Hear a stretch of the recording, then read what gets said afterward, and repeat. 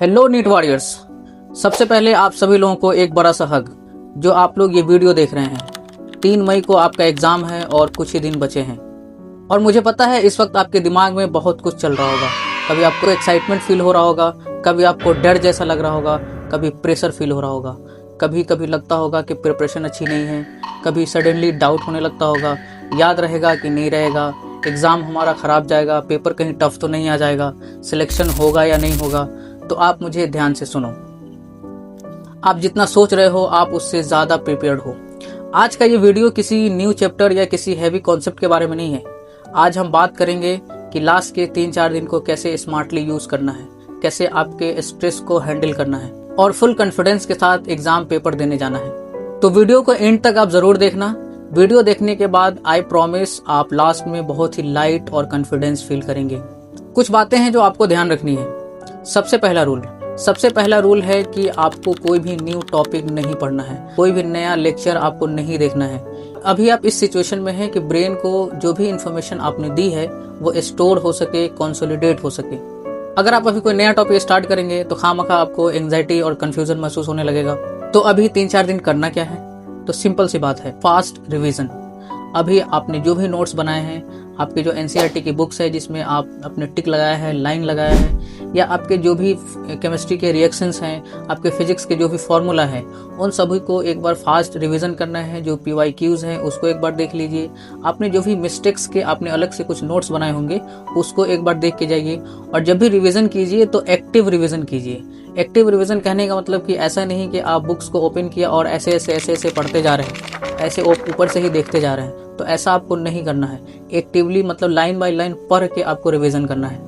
फिर भी अगर आपको किसी टॉपिक में कंफ्यूजन हो रहा है तो सबसे बेस्ट तरीका होता है लर्निंग का कि आप उस टॉपिक को किसी को पढ़ा कर देखिए, आप अच्छी तरह सीख पाएंगे। अभी आपको ध्यान में रखना है कि आपको एक शेड्यूल्ड 40 से 45 मिनट का एक फोकस्ड स्टडी बनाना है और इस 40 से 45 मिनट तक आपको फोकस तरीके से स्टडी करना है, रिवीजन करना है और 15 मिनट का एक ब्रेक लेना है। और ब्रेक ऐसा होना चाहिए जो रियल वाला हो। ऐसा नहीं कि आप रील स्क्रॉल कर रहे हैं और ये ब्रेक रील वाला ब्रेक हो जाए। इस ब्रेक में आपको पानी पीना है, थोड़ा एक्सरसाइज कर लीजिए, थोड़ा वॉकिंग कर लीजिए, अपने आप को रिफ्रेश रखना है।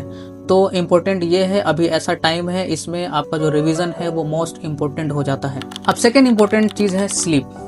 आपको मिनिमम 7 घंटे का स्लीप मेंटेन करना है, क्योंकि अगर आप स्लीप सेक्रीफाइस करते हैं तो आपका जो परफॉर्मेंस है वो डाउन हो जाएगा। क्योंकि आपने जो भी सीखा पढ़ा है, अगर आप नींद नहीं लेंगे तो ब्रेन को उसको स्टोर करने का समय नहीं मिलेगा। तो इसलिए अभी आप ज़रूरी है कि कम से कम 7-8 घंटे का नींद लें।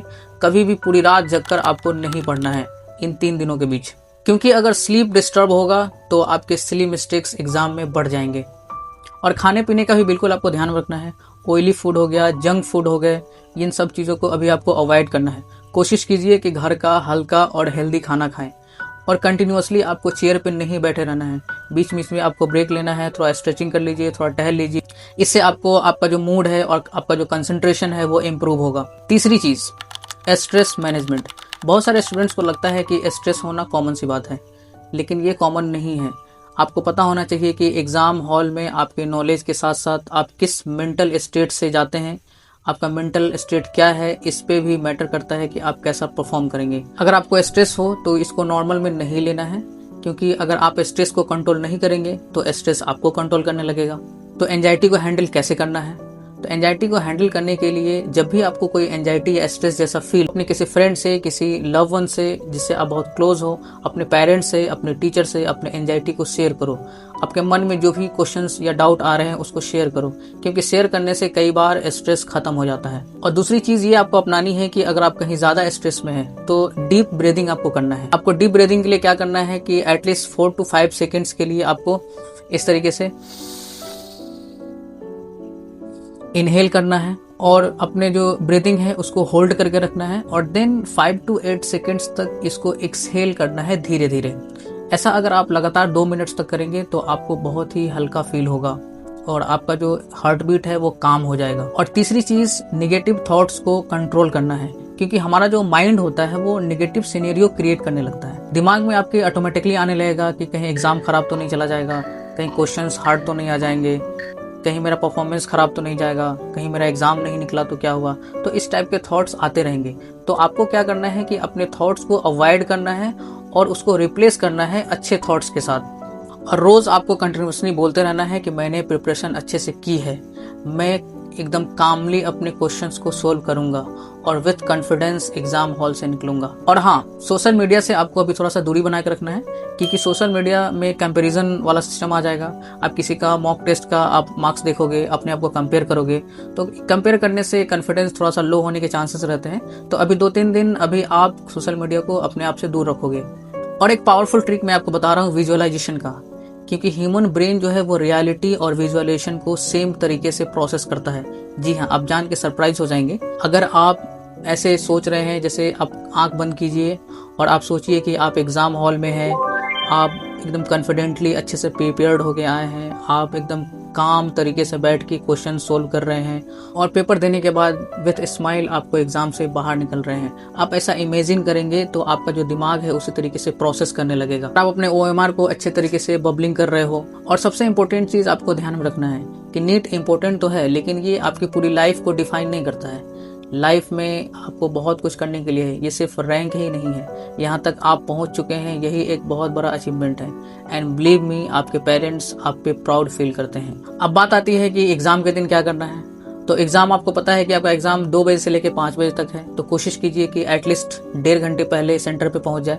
लेट एंट्री को आपको अवॉइड करना है। और ड्रेसिंग सेंस, आपको पता है कि हल्का ड्रेस पहन के जाना होता है। तो कोशिश कीजिए कि हाफ स्लीव्स जो आपके शर्ट है या टी-शर्ट है वो आप पहन के जाएं, या कुर्ती, अगर लड़कियां हैं तो कुर्ती पहन के जाएं, और हल्का ट्राउजर या हल्का जो पैजामा है वो पहन के जाएं।